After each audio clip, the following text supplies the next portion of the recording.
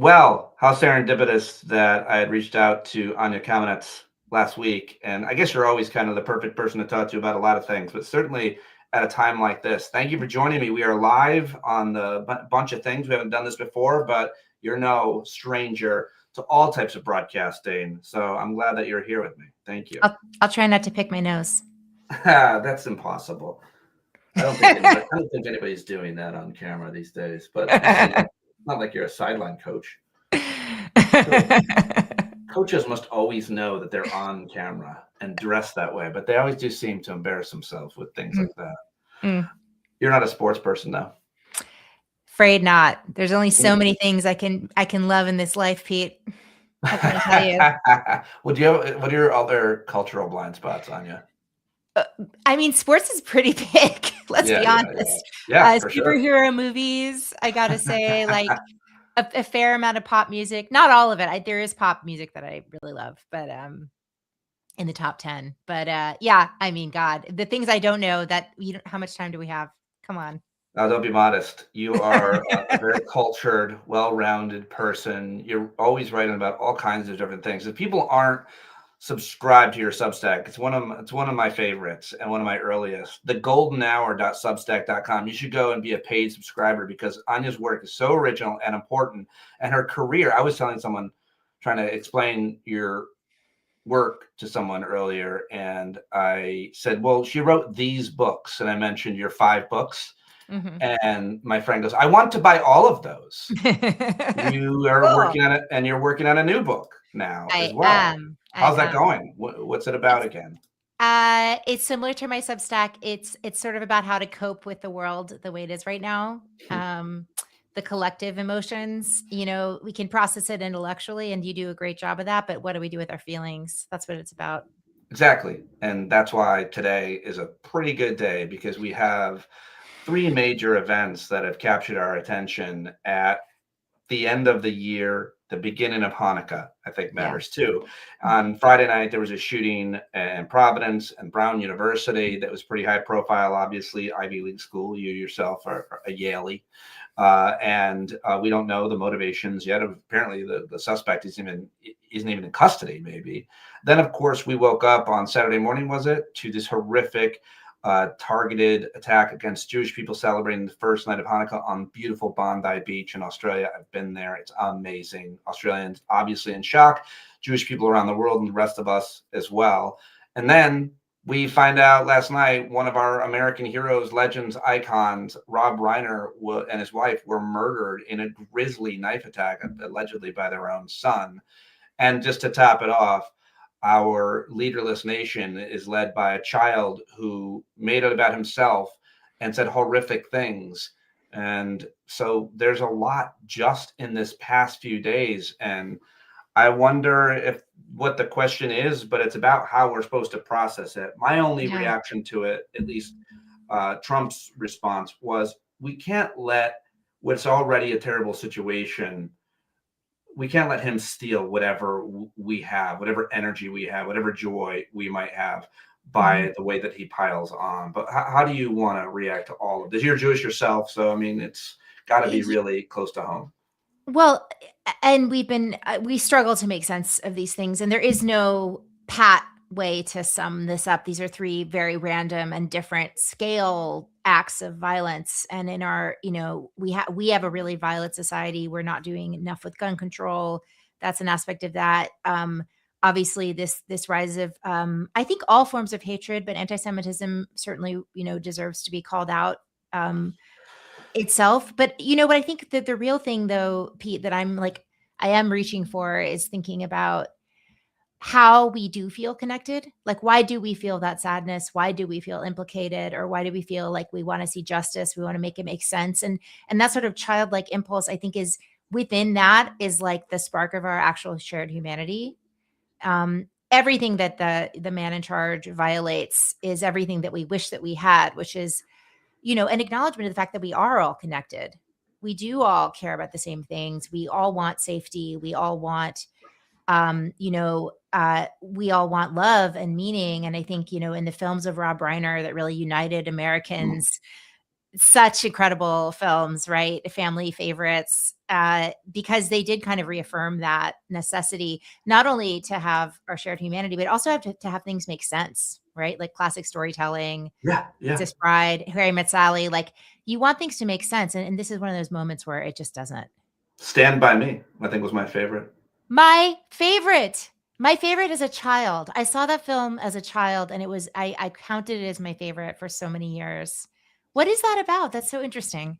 I think, I don't know for you. For me, it was like a bunch of boys in the country getting in trouble, which is a lot of what I did. And it was also like they're exploring their emotions and their friendships and that kind of bond between them going through something. I think there was a vulnerability to it, the music, all of it. I don't know that era, that time era when you know, I think maybe Jesus, I can't believe I'm just freewheeling on us, examining Stand By Me, but there was a time when, you know, men and boys didn't talk to each other that much. I felt Yeah. like that movie gave you a little bit of permission to talk to your dad or talk to Mm. your buddies. It certainly felt that way with me. Really spoke to me as a kid growing up in the country, I guess, too. I really wanted to find a dead body after that. I mean, I think that I was too young to feel nostalgic, but the film is like so full of nostalgia for childhood, and obviously it bridges that now. But um, yeah, I don't know. I mean, it's all of these things are so sad. But all of his work, like all of his work from uh, his early sitcom work with All in the Family to all these movies and his roles, but then his activism Yeah, was second to none. The man was fearless and instrumental. What he did, especially with gay marriage and marriage equality, he did so much on so many different issues. You were telling me that you just talked to a couple of friends of yours that had worked with him. I interviewed him a couple of times. Couldn't have been nicer. Couldn't have been funnier. Couldn't have been more passionate. Just a really good guy. He talked to everybody who wanted to talk to him. What did you hear? yeah. So one of my mentors, Michael Levine, has been an advocate for early childhood his whole career, decades. He worked really closely with Rob Reiner on the pre-marriage equality for a couple of years. Rob got really interested in early childhood and the necessity of the 0 to 3 age group, and how it was partly coming from his own background, his own therapy that he'd gone through, and realizing that those early years are just so determinative, so important, and the necessity of people getting like nurturing care and love. And he was really determined and really thoughtful and really strategic. And they created this sort of what became uh, an exemplary campaign. I mean, they got so many celebrities. They got Colin Powell, Shaquille O'Neal, Tom Hanks, national television specials, magazine articles, magazine cover of Newsweek, just to tell everybody how important it was that you read and sing and talk to your babies and give them nurturing care and love.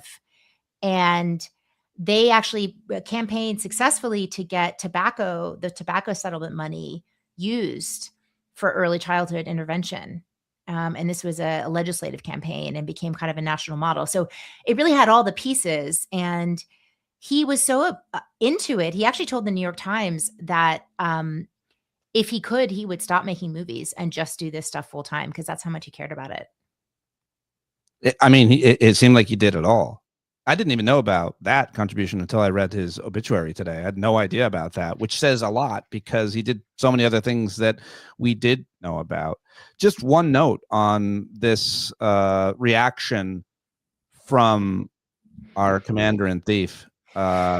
This is what I said earlier. I wrote, Rob Reiner's death would have always been a sad loss. The tragic details and violence make it the worst possible scenario. This alone is hard for us to deal with. The last thing any American should imagine should be our country's leader shitting on him less than a day after his death. But of course, it's exactly what he did. As the details to another terrible tragedy roll in, he inserts himself not to remind us of our shared humanity, but to remind us of his daily lack of any. His every breath loaded with hatred and insecurity that spreads like a virus to his supporters. But you don't have to let that sink in. That's my message. Like, I pivot. I didn't want to just comment on it. I wanted to say, don't let it control your emotions for a moment or a day. Let every example of his hatred lead you to finding new ways to share your light during the darkness. Peace be with you during this fucked moment. There are so many ways to just recognize what it's doing to you and then pivot and do something nice for yourself, for someone else? What's your practice? What do you think of that? I think that we're living in this incredible time when everything that's happening is reminding us both of the good that one person can be in the world, the light that one person can be in the world, and the bad that one person could be in the world. Like, never doubt. Look at Donald J. Trump and never doubt that a single person can create a difference in the world, right? And look at Rob Reiner and never doubt it, right? And look at Ahmed al-Ahmed, right? The Syrian refugee who we saw in this viral video sneaking up on a gunman and bear hugging the gunman. Crazy that he did that. And amazing. Find the helpers. And Hollywood would dismiss as too pat and too right. Silly, like too sentimental that, oh, you have a Muslim refugee coming in to remind us that this kind of violence is not about your national origin, and it's not about, that people are meant to be enemies in any way, shape, or form, that every human life is precious. That's like, you can choose to look at whatever part you want to look at, but that's the part I'm choosing. I like that. How do you not let the vile behavior of others destroy your own humanity and the way that you think about them?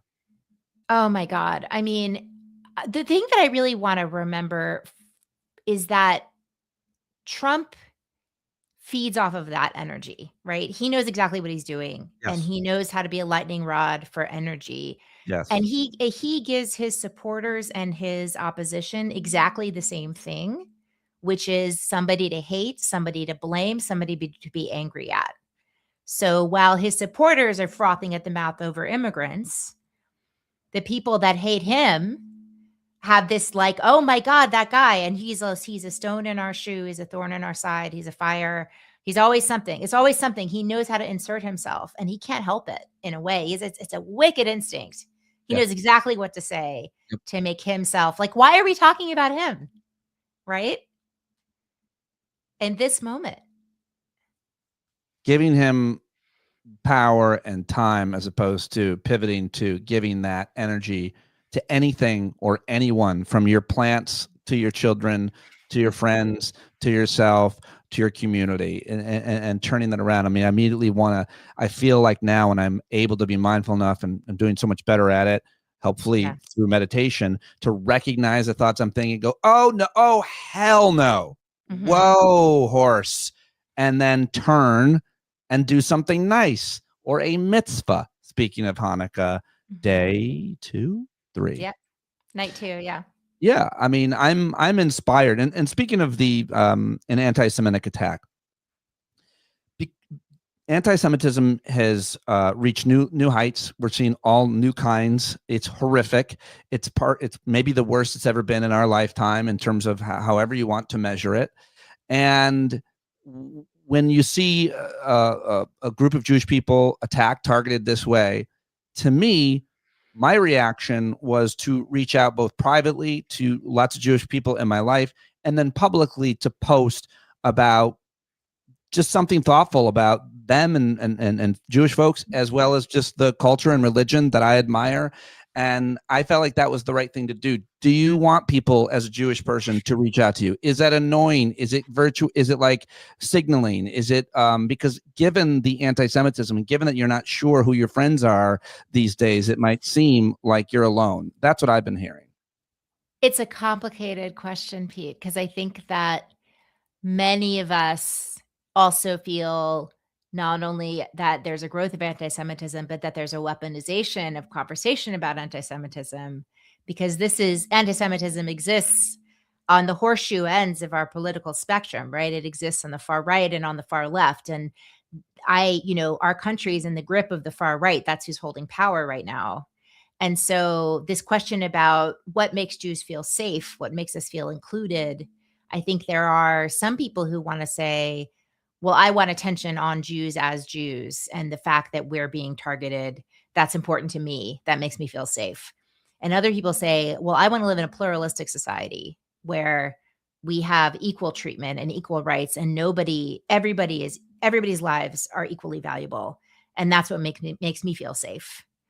And so the siege mentality that I think a lot of Jews are under it fear breeds fear, and it's really, really difficult. So I think if I would say anything, that like, I do want to hear my friends post about this, and I want to hear my friends post about when any group is targeted, because I want to live in a group, in a society, in a community where we all feel like we've got each other's backs. Does that make sense? It makes a lot of sense. It just, I don't belong to a group that's ever been targeted. I don't have that feeling. I have never, ever felt that way. And so I don't always know exactly what I'm supposed to do when Black people are targeted in the supermarket in Buffalo, or Hispanic people are targeted at a Walmart in El Paso, or Jewish people are targeted on a beach celebrating Hanukkah in Australia. And I don't want to reach out to my Black friends, Hispanic friends, and Jewish people like, hey, love you. But I do. And I always do, because I don't know.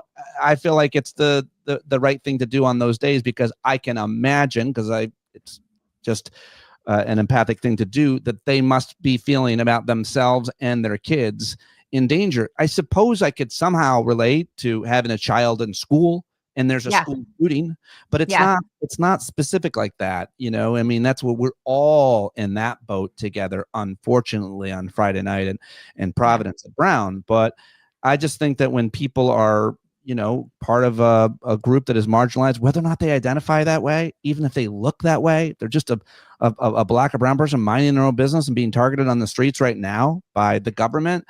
I feel like it's good to reach out. And I think that, civil rights leaders of previous generations told us that we're supposed to take care of each other. That's my understanding. I'm with you. And I love that question. I don't think you can ever go wrong showing empathy for someone, and someone who you feel like is getting targeted. And I did the same thing. I mean, I texted a friend last night who I haven't talked to in a long time, who lives in Providence, just to see how she was doing, and I think that is what we're supposed to do for each other. We're supposed to reach out. Well, you have a lot of friends, apparently. I read your piece. It's so good. Everybody should read this piece. I'm a working mom in my 40s and an introvert. I have more, sweeter, and deeper friendships than I've ever had in my life. Here's how I do it. You just posted this a couple weeks ago, or December 5th. Everybody needs to go to thegoldenhour.substack.com and read it. I want to pivot to something that you've written and that you've shared that I think is really positive and very helpful. You do a good job here, to be like, I know this is not everybody, and I know it might sound a little weird. Maybe I'm privileged and so on, with all the caveats and so on. But I am in the same boat as you are. I have more relationships and more deeper relationships than almost anybody I know. And I love that you wrote about it and how you water those relationships and how you feel about them. What was the impetus for this? And I'd love to know what the reaction to was it. Tell me a little bit about your... Yeah, I don't take my current friendfulness for granted. You wrote. I love that sentence. So it's something I've been thinking about for a couple of years, actually, because the loneliness crisis is something we hear about so much. And every time it would come by, I'd be kind of like, well, I don't really feel that way. I'm feeling different. And so ironically, I joined this group of women on Substack, and we were kind of talking about the articles that we try to write, where we try to like swing for the fences a little bit and like get out of our normal audience. And I was like, I think this topic, like I normally write about climate change, I write about parenting, but this is something on my mind. I bet people will be interested. And I just want to tell people how I got where I am. And oh my gosh, it's been so positive. I mean, people have been really, really kind. No one's been snarky. People have said that it's helpful. I feel like I did a good job of saying, like, being honest. Like, I am an introvert. I have limited social battery, and I know I use it where just strategically, because I want to grow the relationships that really mean a lot to me. And I don't know, you get older, you realize that life is short. Maybe some of us have lost friends along the way. And you just start treasuring that time with them. You start telling people that you love them, because you do. And you realize that these are good, maybe it goes back to Stand By Me too. It's like, these are going to be people that see you through, as much as your spouse, as much as your children, your siblings, your parents. Nobody's guaranteed anything. But now that I've got friends that I've had for a decade, 2 decades, 3 decades in some cases, like it's time to call that out. I value that so much. I love this. I think this will resonate with a lot of people. I'll just read it. Maybe you're like me. Anya writes, you hate small talk. You don't like sports or drunk people or bars with TV screens. Check, check, check, check.